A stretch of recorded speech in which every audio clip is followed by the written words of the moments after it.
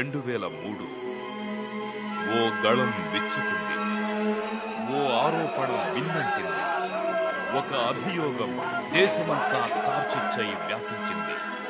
దాంతో బహుళజాతి శీతల పానీయాల సంస్థలు ఉలిక్కిపడ్డాయి. హఠాత్తుగా పెల్లుబికిన ఆరోపణలతో అవి ఆత్మరక్షణలో పడ్డాయి. తాము ఉత్పత్తి చేసే కూల్ డ్రింక్స్ లో హానికర రసాయనాలు మోతాదుకు మించి ఉన్నాయని ఓ మహిళ వెల్లడించిన పరిశోధనా ఫలితాలతో బిక్కబోయి నలుదిక్కులా చూశాయి. ప్రజారోగ్యం పాలిట గరళంలా మారిన ఆ ద్రవాల గుట్టును ఆమె దేశం ముందుంచింది. మానవాళి ఆరోగ్యానికి హాని చేసే వాటి అసలు రంగును తెలియచెప్పింది. జాతీయ స్థాయిలో చర్చకు తెరతీసింది. పార్లమెంటు వరకు ఆ సమస్యను తీసుకువెళ్ళింది. అంతేకాదు, అంతర్జాతీయ శీతల పానీయాల విపణిలో అప్రతిహతంగా సాగిపోతున్న బహుళజాతి సంస్థల్ని ఢీ అంటే ఢీ అని వరుసగా సాక్ష్యాలు వెల్లడిస్తూ వాటి అసలు స్వభావాన్ని లోకానికి వెల్లడించింది. దేశ ప్రజల ఆరోగ్యం విషయంలో వాటి నిర్లక్ష్యాన్ని ఎండగట్టింది. నింగి, నేల, నీరు, గాలి అందరివి అన్న సమతావాదాన్ని దిగంతాలు తాకేలా నినదించి, ప్రజారోగ్యాన్ని విస్మరిస్తే, పర్యావరణాన్ని విధ్వంసం చేస్తే మనకి భవిష్యత్తు లేదు అన్న సత్యాన్ని మనసుకు హత్తుకునేలా వివరించి మేధావుల ఆలోచనల్ని డౌన్ టు ఎర్త్కు తీసుకువచ్చిన ఆ గళమే సునీతా నారాయణ్.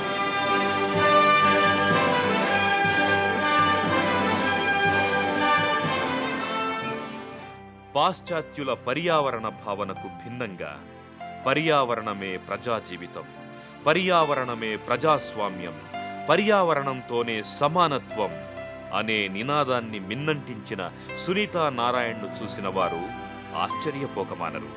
సూటిగా చూసే కళ్ళు, అందరిలో ఒకరిగా కలిసిపోయే వ్యక్తిత్వం, అతి సాధారణ జీవన విధానం. ఈమె భారతదేశంలో బలంగా వేళ్లూనిన బహుళజాతి సంస్థల్ని ఓ కుదుపు కుదిపిందని చెబితే ఔరా అని ఆశ్చర్యపోకమానరు.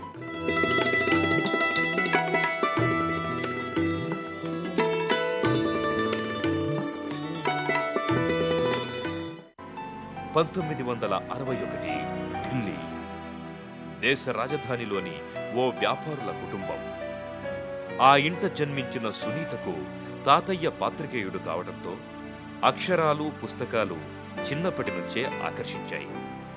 మొదట కాన్వెంటులో, తరువాత ఢిల్లీ పబ్లిక్ స్కూల్లో చదువుకున్న సునీతను 1974లో అప్పటి ఎగువ ఉత్తరప్రదేశ్ అంటే నేటి ఉత్తరాంచల్లో కన్ను తెరిచిన ఓ ఉద్యమం ఆలోచింపచేసింది. అడవి మా జీవితం, అడవి మా శరీరం, అడవి మా ఆత్మ. ఇందులో గొడ్డలికి తావులేదు. చెట్టును కాదు కదా, ఆకును సైతం తాకే హక్కు, అధికారం ఎవరికీ లేదు. బలవంతంగా కూల్చిన ఏ వృక్షమైనా మా శవాల మీద నుంచే వెళ్ళాలి అంటూ రేణి గ్రామ మహిళలు నినదించడం సునీతలో అలజడి రేపింది. క్రమంగా ఆ మహిళల పోరాటం చిప్కో ఉద్యమంగా రూపుదిద్దుకొని యావత్ దేశాన్ని ఆలోచించేట్టు చేసింది. ఆ ఉద్యమ స్ఫూర్తితోనే కర్ణాటకలోని శివరాం కారంత లాంటి రచయితలు మరయన్ను అప్పికో అంటే చెట్టును వాటేసుకో వంటి ఉద్యమాలకి శ్రీకారం చుట్టారు. పర్యావరణ పరిరక్షణే జనజీవన సంరక్షణ అంటూ దేశంలోని అనేక మంది సామాజిక కార్యకర్తలు, మేధావులు సైతం పల్లెబాట పట్టారు. दिशाएं देखो रंग भरी चमक रही उमंग भरी ये किसने फूल फूल पे ये किसने फूल फूल पे किया सिंगार है कौन चित्रकार है ये कौन चित्रकार ये कौन चित्रकार है ये कौन चित्रकार है ये कौन चित्रकार. ఆ అద్భుత ఘటనలన్నీ విద్యార్థి దశలోని సునీతను కలవరపరిచాయి. దేశ రాజధానిలో పుట్టి పెరిగిన ఆ అమ్మాయి ఎక్కడో అడవుల్లో విచ్చుకున్న ఆ గొంతుల్ని వినడం, మనసులో తడిని, ఆలోచనల్లో వేడిని నింపుకొని కార్యాచరణకు దిగటం నిజంగానే ఓ అద్భుతం. ఉత్తరాంచల్లో ఉవ్వెత్తున ఎగిసిపడిన ఆ ఉద్యమ ప్రభావంతో ఢిల్లీలోని వివిధ పాఠశాలల విద్యార్థులను సునీత ఒక చోట చేర్చి మద్దతునివ్వాలని తన తోటి పిల్లలకు పిలుపునిచ్చింది. ఆ లేత వయసులోనే ఢిల్లీ వీధుల్లో ఊరేగింపులు నిర్వహించారు, నినాదాలతో వేడెక్కించారు. భావసారూప్యం కలిగిన పిల్లలందరినీ కూడదీసి కల్ప్రిట్స్ అనే పర్యావరణ బృందాన్ని నెలకొల్పారు. When I was in school, in fact, many of us set up environment. మేము ఢిల్లీలో పాఠశాలలో చదువుకుంటున్నప్పుడు ఒక పర్యావరణ బృందాన్ని ఏర్పాటు చేసుకున్నాం. హిమాలయాల్లో కొనసాగుతున్న చిప్కో ఉద్యమాన్ని పరిశీలించాం. చెట్లను నరికివేయకుండా అక్కడి మహిళలు అడ్డుకోవడాన్ని గమనించాం. అది మమ్మల్ని ప్రభావితం చేసింది. Which, as you know, is this movement in the Himalayas where women protected the trees and did not allow people to cut them down. విద్యార్థి దశలోనే తన గమ్యమేమిటో సునీతకు స్పష్టమయ్యింది. ఆ సమయంలోనే ప్రముఖ పర్యావరణ ఉద్యమవేత్త అనిల్ అగర్వాల్తో ఆమెకు పరిచయం ఏర్పడింది. ఓవైపు బిఏ చదువుతూ మరోవైపు అనిల్తో కలిసి ఆమె భారతదేశంలోని పర్యావరణ స్వరూప స్వభావాల గురించి, దానికి వాటిల్లుతున్న విఘాతాల గురించి లోతుగా అధ్యయనం చేశారు. దానిలో భాగంగా దేశమంతటా పర్యటించారు. జనజీవనాన్ని, పర్యావరణంతో అది పెనవేసుకున్న వైనాన్ని అత్యంత సన్నిహితంగా పరిశీలించారు. 1981లో డిగ్రీ పూర్తవ్వగానే అహ్మదాబాద్లోని Vikram Sarabhai institute for development రీసెర్చ్లో ఏడాది పాటు రీసెర్చ్ అసిస్టెంట్గా పనిచేశారు. అనంతరం అనిల్ అగర్వాల్ నెలకొల్పిన సెంటర్ ఫర్ సైన్స్ అండ్ ఎన్విరాన్మెంట్లో ప్రవేశించారు. అది మొదలు 25 ఏళ్లుగా సంస్థ చరిత్రే సునీతా నారాయణ్ చరిత్రగా మారిపోయింది. సంస్థ బాగోగులే ఆమె బాగోగులయ్యాయి. సిఎస్ఈ పురోగమన పథంలో పర్యావరణ ఉద్యమ రథానికి సునీత సారథ్యం వహించారు. పర్యావరణాన్ని జనజీవన కోణంలోంచి ఆలోచించి సరికొత్త సామాజిక భావజాలాన్ని ఆవిష్కరించారు. 25 ఏళ్ల ప్రస్థానంలో ఎన్నో ఎత్తుపల్లాలు, ఎన్నో ప్రశంసలు, సత్కారాలు, చీత్కారాలు, బెదిరింపులు, అర్థింపులు అవేవీ ఆమె సంకల్పాన్ని దెబ్బతీయలేదు. 1982 సెంటర్ ఫర్ సైన్స్ అండ్ ఎన్విరాన్మెంట్లో ఏడాది పనికాలం పూర్తి కాగానే సునీతా నారాయణ్ భారతదేశంలోని పర్యావరణ పరిస్థితులకు సంబంధించిన తొలి నివేదికను రూపొందించారు. స్టాక్హోమ్ సమావేశంలో పాశ్చాత్య దేశాలు ప్రతిపాదించిన పర్యావరణ చైతన్యానికి భిన్నంగా మన దేశీయ పరిస్థితుల్ని, దేశ ప్రజల జీవన అవసరాల్ని పూర్తిగా ప్రతిబింబించే సరికొత్త అధ్యయన ఫలితాన్ని ప్రపంచం ముందుంచారు. చెట్లు అందాన్నిస్తాయి, ఆహ్లాదాన్ని కలిగిస్తాయి, ప్రశాంతతను, ప్రాణవాయువుని ప్రసాదిస్తాయి. ఇలాంటి పాశ్చాత్య పర్యావరణ కోణాన్ని పక్కనబెట్టి చెట్టే జీవితం, చెట్టే జనావాసం, ఈ దేశంలోని అధిక సంఖ్యాకుల అస్తిత్వానికి చెట్టు మూలాధారం అనే వినూత్న దృక్పథానికి సునీత బీజాలు వేశారు. వైవిధ్యభరితమైన ఆలోచనా ధోరణికి అంటుకట్టారు. పర్యావరణ పరిరక్షణ ప్రత్యేక అధ్యయనం కాదని, ప్రజాస్వామ్యం, అధికార వికేంద్రీకరణ, సమానత్వం, స్వేచ్ఛామయ వాతావరణం లాంటివన్నీ అందులో భాగాలన్న కొత్త వాదాన్ని సునీత ప్రచారంలోకి తీసుకువచ్చారు. అడవుల్ని కాపాడటం, గాలిని, నీటిని, ఆహారాన్ని కాలుష్యం నుంచి రక్షించటం లాంటివన్నీ సామాజిక అంశాలేనన్న భావజాలానికి తెరచాపలెత్తారు. పర్యావరణాన్ని పరిరక్షించడం అంటే చెట్లు నాటడమే కాదు, ప్రజాస్వామ్యాన్ని మరింత పరిపుష్టం చేయడమని అర్థం చేసుకున్నాం. ఈ మేరకు ప్రజలకు అవగాహన కల్పించేందుకు ప్రయత్నించాం. అనిల్ అగర్వాల్తో కలిసి ఆమె రూపొందించిన నివేదికలు స్టేట్ ఆఫ్ ఇండియాస్ ఎన్విరాన్మెంట్ పేరిట వరుసగా వెలుగులోకొచ్చాయి. వాటిలో ఆమె చర్చించిన అంశాలు, లేవనెత్తిన ప్రశ్నలు దేశంలోని మేధావి వర్గాల్ని, పాలకుల్ని ఆలోచింపచేశాయి. భారతదేశం లాంటి అభివృద్ధి చెందుతున్న దేశాల్లో ఫ్యాక్టరీల పొగ అభివృద్ధికి సంకేతమన్న పారిశ్రామికవాదులతో ఆమె విభేదించారు. పర్యావరణాన్ని బలి తీసుకునే పారిశ్రామిక అభివృద్ధిని ఆమె దుయ్యపట్టారు. అభివృద్ధి, పర్యావరణం ఒకే నాణ్యానికి 2 ముఖాలని, పర్యావరణాన్ని కూల్చడం పేదరికానికి ద్వారాలు తెరవడమేనని సునీత ప్రతి నివేదికలోనూ వాస్తవాలతో, గణాంకాలతో నిరూపించారు. Essentially, the పర్యావరణం environment is not కృత్రిమమైనది an కాదు. artificial ఇది entity. ప్రజల It is మనుగడకు physical అవసరమైన and భౌతిక physical వనరు. which people పర్యావరణం, require. అభివృద్ధి And so environment బొమ్మ and బొరుసు వంటివి. development are two sides మరో of the మాటలో same చెప్పాలంటే coin. Or put పర్యావరణాన్ని another way, నాశనం చేయడం అంటే environment degradation పేదరికాన్ని and కొని poverty తెచ్చుకోవడమే. are two sides of the same coin. Sunitha తమ అధ్యయన పరిశోధనల్ని శాస్త్రీయంగా ప్రజల ముందు ఉంచేందుకు centre for science and environment కోసం సొంత ప్రయోగశాలను నెలకొల్పారు. గాలి, నీరు, ధ్వని, ఆహార పానీయాలకు సంబంధించిన కాలుష్య స్థాయిని సహేతుకంగా నిరూపించేందుకు ఈ ప్రయోగశాల ఎంతో కృషి సాగిస్తోంది. దేశ రాజధాని ఢిల్లీలో వాహన కాలుష్యం మితిమీరిన విషయాన్ని సునీత తమ ప్రయోగశాల అందించిన నివేదికల ద్వారానే ప్రభుత్వం దృష్టికి తీసుకువెళ్లారు. ప్రజల్ని చైతన్యపరిచారు. ప్రభుత్వం పట్టించుకోకపోవడంతో ఆమె ఢిల్లీ హైకోర్టును ఆశ్రయించి విప్లవాత్మకమైన తీర్పును వెలువడేందుకు దోహదం చేశారు. పరిశుభ్రమైన ఢిల్లీ కోసం వాహన కాలుష్యాన్ని నియంత్రించే దిశగా ఆ నగరంలోని ప్రతి వాహనానికి సిఎన్జి అంటే కంప్రెస్డ్ నేచురల్ గ్యాస్ ను వినియోగించాలన్న నిబంధన సునీత నిర్వహించిన న్యాయ పోరాట ఫలితమే. NGOs and social workers are already ప్రభుత్వేతర సంస్థలు, సామాజిక కార్యకర్తలు మన దేశంలో బ్రహ్మాండంగా పనిచేస్తున్నారు. వారి మనోభావాలే ఈ దేశ విధానాలకు ఒక రూపాన్ని ఇస్తున్నాయి. the policies of this country. దీంతో దేశవ్యాపితంగా ఆమెకు ప్రశంసలు వెల్లువెత్తాయి. వివిధ ప్రాంతాల నుంచి కాలుష్య సమస్యల అధ్యయనం కోసం సునీతకు ఆహ్వానాలందాయి. ఇందులో భాగంగా సునీత కేరళలో ఓ గ్రామానికి వెళ్లారు. అక్కడి ప్రజలు వ్యాధుల బారిన పడుతున్న సంగతిని గుర్తించి తమ ప్రయోగశాల నిపుణుల బృందంతో కలిసి మూల కారణాలని అన్వేషించారు. రక్త పరీక్షలు నిర్వహించగా ఆ ఊరి ప్రజలందరిలో ఎండోసల్ఫాన్ హానికరమైన మోతాదుల్లో ఉందని రుజువయింది. క్రిమి సంహారకాల పేరుతో వెలువడుతున్న ఉత్పత్తులు ప్రజారోగ్యాన్ని ఎంతలా దెబ్బతీస్తున్నది వైద్యలోకం విస్తుబోయే ఆధారాలతో సునీత నిరూపించారు.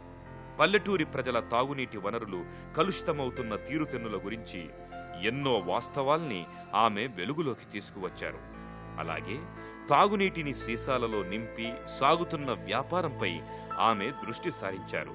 వాటిలోని హానికర రసాయనాల ఉనికిని లోకం దృష్టికి తీసుకువచ్చారు. ఆ సమయంలోనే పర్యావరణ స్పృహ కలిగిన ఓ వర్గం నుంచి శీతల పానీయాలపై పరిశోధించాలన్న పిలుపొచ్చింది.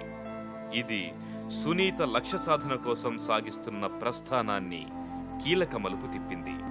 2003 12 రకాల శీతల పానీయాల్ని centre for science and environment తన ప్రయోగశాలలో పరీక్షించింది.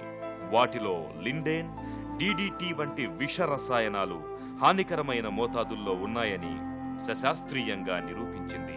ఈ శీతల పానీయాల్లో బహుళజాతుల సంస్థలు ఉండడంతో దేశంలో ఒక్కసారిగా కలకలం రేగింది. తమ ఆరోగ్యాలను ఆ శీతల పానీయాలు దెబ్బతీస్తున్నాయన్న నిజం తెలియడంతో ప్రజలు ఉలిక్కిపడ్డారు. దేశవ్యాపితంగా అది సంచలనం సృష్టించింది.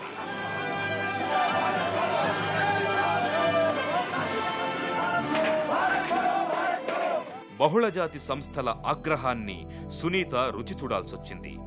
ఆమె ఆత్మస్థైర్యాన్ని దెబ్బతీసేలా అవి అన్ని వైపుల నుంచి ఒత్తిళ్లు తెచ్చాయి. ప్రచారానికి కొన్ని కోట్లు కుమ్మరించాయి. తమ నిర్దోషిత్వాన్ని నిరూపించుకునేందుకు నానా తంటాలు పడ్డాయి. వాటన్నిటినీ అధిగమించి ఆమె ఈ సమస్యను పార్లమెంటు ముంగిటకు తీసుకువెళ్లారు.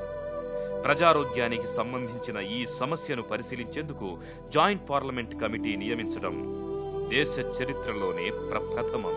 ఇది అంకిత భావంతో ఒక పర్యావరణ ఉద్యమకారిణి అవిశ్రాంతంగా నిర్వహించిన పోరాట ఫలితమే.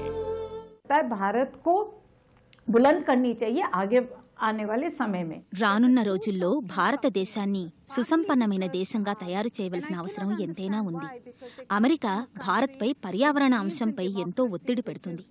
తనకు ఒక నీతి, పరులకు ఒక నీతి అన్న చందంగా అమెరికా వ్యవహరిస్తుంది. దేశ ప్రయోజనాల దృష్ట్యా ప్రభుత్వం అమెరికా ఒత్తిళ్లకు తలొగ్గకూడదు. అలాగే అభివృద్ధి చెందుతున్న దేశాలకు పర్యావరణ విధానంలో తోడ్పడాలి. సునీతా నారాయణ్ అధ్యయన పరిధిలో ప్రముఖంగా చోటు చేసుకున్న మరో అంశం నీరు. ఒకప్పుడు దేశంలో పుష్కలంగా లభించిన నీటికి కటకట ఏర్పడటానికి కారణం నీటి యాజమాన్యాన్ని సమర్థవంతంగా నిర్వహించే సంప్రదాయ పద్ధతుల్ని విస్మరించడమేనని ఆమె గుర్తించారు. చెరువులు, చెక్ డ్యాంలు, వాననీటిని నిలువ చేసే వివిధ పద్ధతుల ద్వారా భూగర్భ జలాల్ని పరిరక్షించాల్సిన అవసరాన్ని సునీత తన నివేదికల్లో పదే పదే పేర్కొన్నారు. జలయుద్ధాల నుంచి మానవాళికి రక్షణ కల్పించాలంటే మన పూర్వీకుల ఆలోచనల్ని, పద్ధతుల్ని అనుసరించడం అత్యవసరమని ఆమె గ్రహించారు. ఆ దిశలోనే దేశవ్యాపితంగా ఆలోచనల్ని రేకెత్తించారు. భారతదేశం ధనిక దేశంగా మారుతుందా, పేద దేశంగా మిగిలిపోతుందా, అసలు ఒక దేశంగా మనుగడ సాగించగలదా అనేది నిర్ణయించగలిగేది నీరే. నేడు దేశవ్యాప్తంగా నీటి తగాదాలు తలెత్తుతున్నాయి. అనిల్ అనంతరం సెంటర్ ఫర్ ఎన్విరాన్మెంట్ సంస్థ బాధ్యతల్ని పూర్తిగా ఆమె తన భుజస్కంధాలపై వేసుకున్నారు. 150 మంది సిబ్బంది పనిచేస్తున్న సిఎస్ఈకి సునీత ప్రస్తుతం డైరెక్టర్గా దిశానిర్దేశం చేస్తున్నారు. తమ సంస్థ తరపున డౌన్ టు ఎర్త్ పక్షపత్రికను వెలువరిస్తున్నారు. ప్రతి పుటను, ప్రతి అక్షరాన్ని పర్యావరణానికి అంకితం చేసిన ఈ పత్రిక దేశంలో ఎంతో ప్రామాణికం. పరిశోధన, అధ్యయనం, నూతన విషయాల్ని ఆవిష్కరించడం డౌన్ టు ఎర్త్ లోని ప్రధాన అంశాలు. ఆకుపచ్చ లోకం కోసం తన ఆలోచనలు, పరిశోధనలు అక్షరబద్ధం చేస్తూ సునీతా నారాయణ్ ఎన్నో పుస్తకాలు రాశారు. 1985లో స్టేట్ ఆఫ్ ఇండియాస్ ఎన్విరాన్మెంట్, 1987లో ది ర్యాట్ ఆఫ్ నేచర్, 1989లో టువర్డ్స్ గ్రీన్ విలేజెస్, 1990లో involving the landless and women in afforestation, 1992లో టువర్డ్స్ ఏ గ్రీన్ వరల్డ్, 1997లో డయింగ్ విజ్డమ్, 1999లో green politics and down to earth for leading dailies, 2001వ సంవత్సరంలో making water everybody's business, 2007లో reclaiming nature అనే రచనలు వెలువరించారు. పర్యావరణమే అధిక సంఖ్యాక ప్రజల జీవితమైన ఈ దేశంలో అది ఉద్యమ రూపం ధరించాలన్నది సునీతా నారాయణ్ సంకల్పం. అట్టడుగు వ్యక్తి జీవనాధారాన్ని ప్రభావితం చేసే అంశాల్ని ఎంపిక చేసుకుంటేనే ఉద్యమం సఫలమవుతుందని పేర్కొనే సునీతా నారాయణ్ గాంధీ మహాత్ముడు ప్రజల్లో చైతన్యం తీసుకువచ్చేందుకు చెరఖ, నీలిమందు, ఉప్పు లాంటి అంశాల్ని ఎంచుకోవడాన్ని ప్రస్తావిస్తారు. గాంధీజీ చూపిన సత్యాగ్రహం మార్గంలో మనం పయనించాల్సి ఉంటుంది. To get away with doing so little, it is just not acceptable. అది అంత సులభం కాదు. మార్పు కోసం యావత్ జీవితాన్ని ధారపోయవలసి ఉంటుంది. So all I want from government is for government to play its role as a regulator. పర్యావరణ పరిరక్షణే ఊపిరిగా జీవిస్తున్న సునీతా నారాయణ్ కృషికి గుర్తింపుగా ఎన్నో పురస్కారాలు లభించాయి. 2002లో న్యూఢిల్లీలో సైన్స్ కాంగ్రెస్ ఆమెను డాక్టర్ బీసీ దేవ్ స్మారక పురస్కారంతో గౌరవించింది. 2003వ సంవత్సరంలో దాదాభాయ్ నౌరోజీ సహస్రాబ్ది అవార్డు, అదే ఏడాది న్యూఢిల్లీ రోటరీ ఎకో ఫౌండేషన్ విశిష్ట సత్కారం లభించింది. 2004వ సంవత్సరంలో భారత ప్రభుత్వం సునీతా నారాయణ్ను పద్మశ్రీ పురస్కారమిచ్చి గౌరవించింది. అదే ఏడాది చెమేలీదేవి జైన్ పురస్కారం సునీతాకి దక్కింది. 2005వ సంవత్సరంలో ప్రపంచంలో ప్రతిష్టాత్మకమైన స్టాక్ హోమ్ వాటర్ ప్రైజ్ లభించడంతో ఆమె కీర్తి ఖండాంతరాల్లో వ్యాపించింది. సునీతా నారాయణ్ గత కొన్నేళ్లుగా పర్యావరణానికి చేస్తున్న కృషికి గుర్తింపుగా కోల్కతా యూనివర్సిటీ 2009లో గౌరవ డాక్టరేట్తో సత్కరించింది. 2010లో Punjab engineering college, Chandigarh world boys association వారు సునీతాను కల్పనా చావ్లా ఎక్సలెన్స్ అవార్డు ప్రదానం చేశారు. 2011లో rotary international district Kerala the citizen of the decade అవార్డిచ్చి సన్మానించింది. 2014లో energy and environment foundation global excellence award దక్కింది. 2016లో శక్తివంతమైన 100 మందిలో టైమ్ మ్యాగజైన్ ఆమె పేరును ప్రకటించింది. జ్ఞానమనే పునాదులపై ఉద్యమాలు వెల్లువెత్తాలి.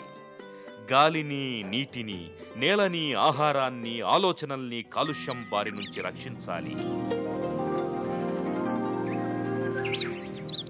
ప్రభుత్వం నిశ్శబ్ద ప్రేక్షక పాత్రను విడనాడి పర్యావరణ చట్టాల్ని, నిబంధనల్ని ఖచ్చితంగా అమలు చేయాలి. అధిక సంఖ్యాకుల జీవితంలో అవిభాజ్యమైన పర్యావరణాన్ని పరిరక్షించేందుకు ప్రతి వ్యక్తి ఉద్యమించాలి. ఆ స్పృహ దేశమంతా వెల్లివిరియాలని ప్రతి సందర్భంలోనూ ఎలుగెత్తి ఘోషించే సునీతా నారాయణ్ అన్ని తరాలకు మార్గదర్శి.